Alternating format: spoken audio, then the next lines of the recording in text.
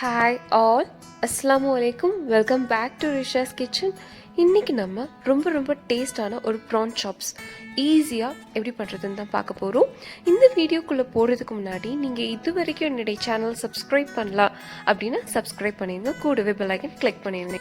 இந்த சாப்ஸ் பண்ணுறதுக்கு நான் இங்கே ஒரு எர்த்தன் பாட் எடுத்துக்கிறேன். அதில் 2 table spoon coconut oil add பண்ணிக்கிறேன். கோகனட் ஆயில் நல்லா ஹீட் ஆகி மெல்ட் ஆன உடனே நம்ம அதில் 2 டேபிள் ஸ்பூன் இஞ்சி பூண்டு பேஸ்ட் ஆட் பண்ணிக்கலாம். இஞ்சி பூண்டு பேஸ்ட்டை இந்த மாதிரி லைட்டாக சாட் பண்ணி விட்டுக்கோங்க.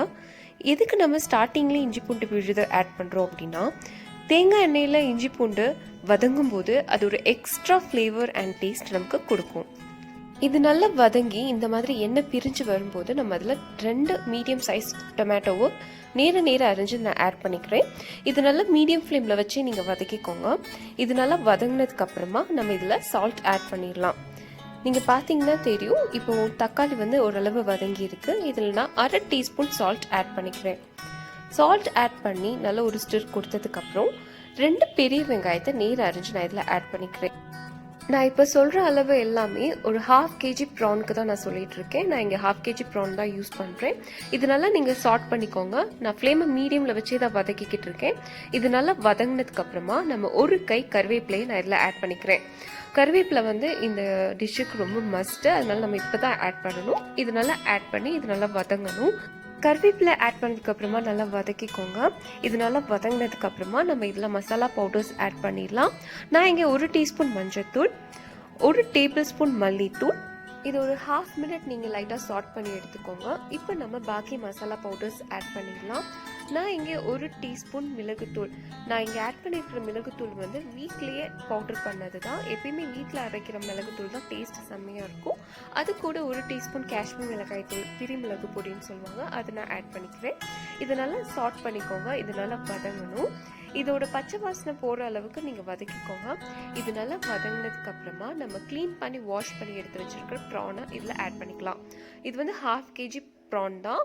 இது நல்லா க்ளீன் பண்ணி வாஷ் பண்ணி அதோட ஷெல்ஸ் அண்ட் நரம்பெல்லாம் நீக்கி நான் எடுத்து வச்சுருக்கேன்.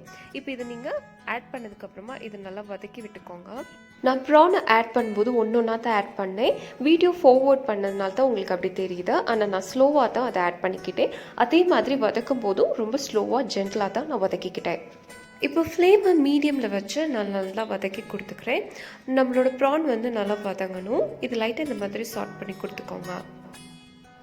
ஃப்ளேம் வந்து நான் மீடியமில் தான் வச்சுருக்கேன். ப்ரான் வந்து நல்லா வதங்கணும்.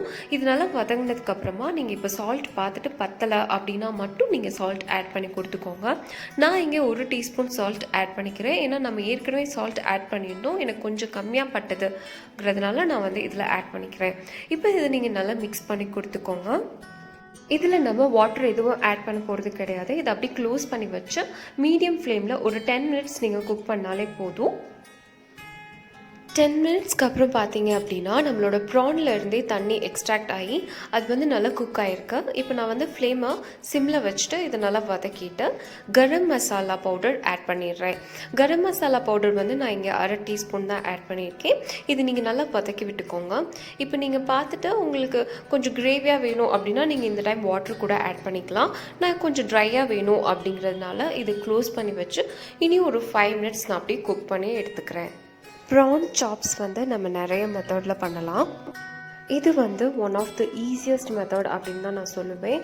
இப்போ எனக்கு கொஞ்சம் கூட டைமே இல்லை ப்ரான் சாப்ஸ் பண்ணணும் அப்படிங்கும்போது நான் இந்த ரெசிபியை தான் எனக்கு ஞாபகத்துக்கு வரும். இது வந்து செம்ம டேஸ்ட்டாகவும் இருக்கும், ரொம்ப ஈஸியாகவும் இருக்கும். இப்போ நம்மளோட கிரேவி வந்து லைட்டாக திக்காயிடுச்சு. இந்த கன்சிஸ்டன்சி தான் எனக்கு வேணும். லைட்டாக இது மிக்ஸ் பண்ணிவிட்டு நான் வந்து ஃப்ளேம் ஆஃப் பண்ண போகிறேன். மாஷா அல்லாஹ், ப்ரான் வந்து செம்மையாக இருக்குது.